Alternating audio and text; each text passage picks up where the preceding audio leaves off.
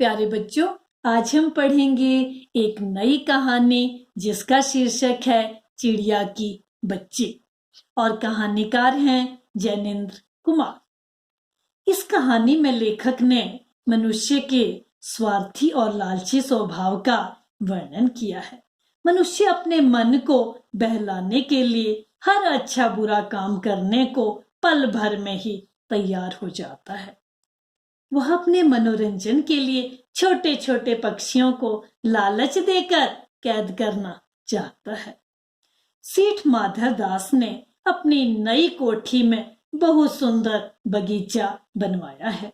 बगीचे में सुंदर सुंदर फूल, पौधे और फव्वारे लगे हुए हैं।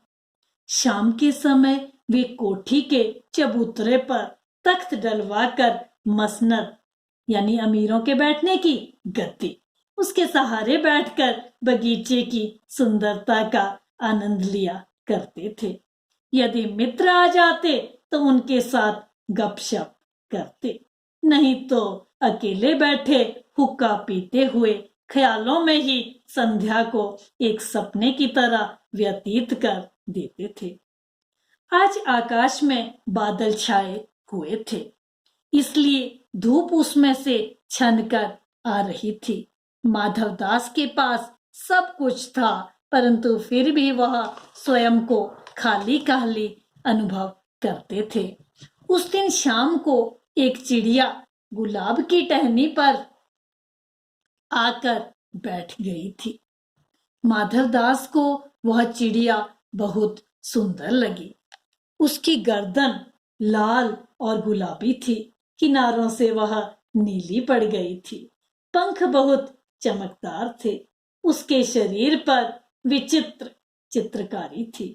चिड़िया उस बगीचे में आकर बहुत खुश थी, कभी उछलती, चहचहाती और फुदक रही थी।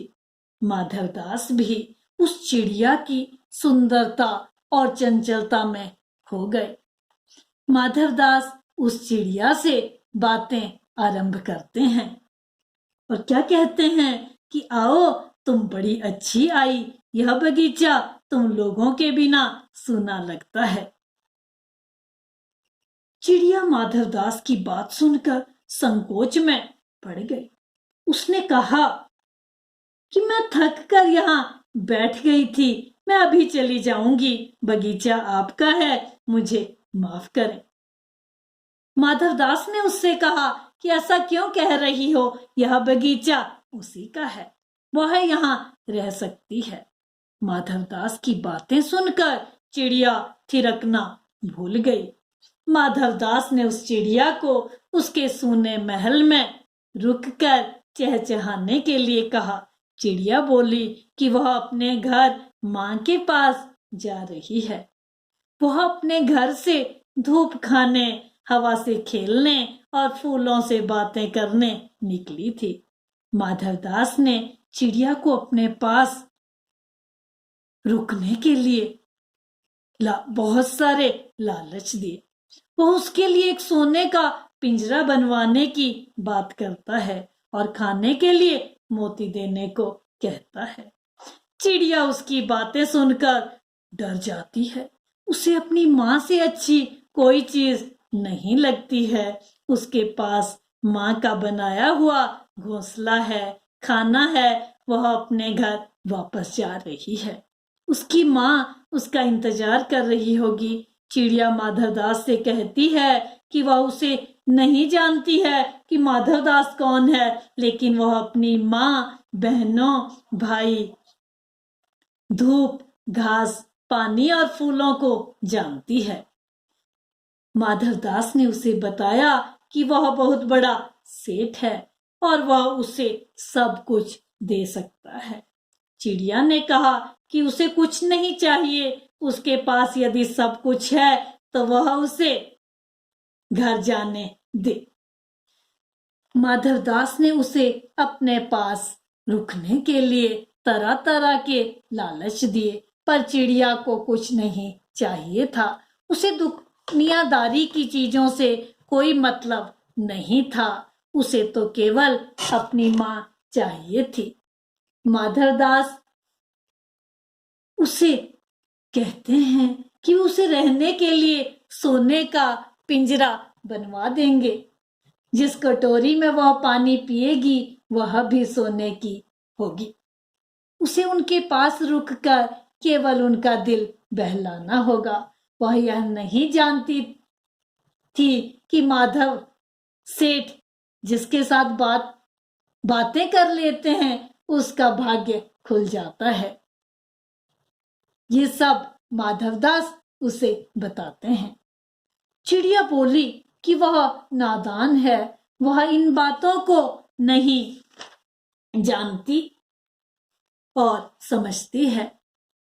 उसे घर जाने में देरी हो रही थी और उसकी माँ उसका इंतजार कर रही होगी। सेठ ने चिड़िया की बातें सुनी और उसके बाद उसे बातों में उलझाकर एक बटन दबाया। बटन की आवाज सुनकर नौकर बाहर आया। सेठ ने इशारे से नौकर को चिड़िया पकड़ने के लिए कहा। सेठ चिड़िया से उसके भाई बहनों के बारे में पूछता है। चिड़िया उसे बताती है कि उसकी 2 बहनें और एक भाई है। चिड़िया का मन सेठ से बात करते हुए बेचैन हो उठता है। उसे अपने घर जाने की जल्दी थी। कुछ ही देरी में रात होने वाली थी, परंतु सेठ उसे जानबूझकर रोके रखना चाहता था। अचानक चिड़िया को अपने शरीर पर कठोर हाथों का स्पर्श महसूस होता है। वह चीख मारती हुई नौकर के हाथ से फिसल गई। वह जल्दी जल्दी उड़ती हुई अपनी माँ के पास जा पहुंची। वह अपनी माँ की गोद में जाकर जोर जोर से रोती रही। माँ ने उससे उसके रोने का कारण पूछा। वह कुछ नहीं बोली। वह अपनी माँ की छाती से इस तरह से चिपक जाती है जैसे कभी अलग नहीं होगी। याद रखें, माँ तो माँ है। माँ का दर्जा सर्वोच्च है, यानी वो किस्मत वाले हैं जिनके पास माँ है। इसके साथ अपनी वाणी को विराम देती हूँ। स्वस्थ रहें, सुरक्षित रहें। Thank you boys.